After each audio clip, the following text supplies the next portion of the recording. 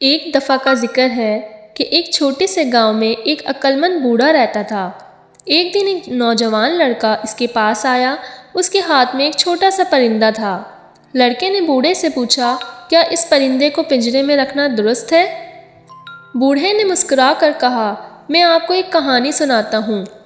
ایک خوبصورت جنگل تھا جہاں تمام مخلوق آزادی سے رہتی تھی۔ ان میں ایک عقاب بھی تھا۔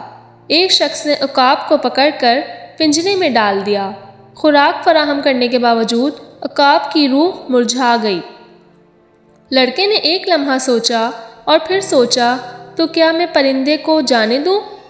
بوڑھے نے سر ہلایا، ہاں، آزادی ایک قیمتی تحفہ ہے۔ اگر تم واقعی پرندے کی دیکھ بھال کرتے ہو تو اسے آزاد کرو۔ لڑکے نے اپنے ہاتھ کھولے اور پرندہ آسمان کی طرف اڑ گیا۔ بوڑھے آدمی نے وضاحت کی، یاد رکھیں، ہمارے اعمال کو ہمیشہ دوسروں کی آزادی اور خوشی کا احترام کرنا چاہیے۔ اور اس طرح لڑکے نے سیکھا کہ حقیقی مہربانی دوسروں کو آزاد اور خوش رہنے میں مضمر ہے۔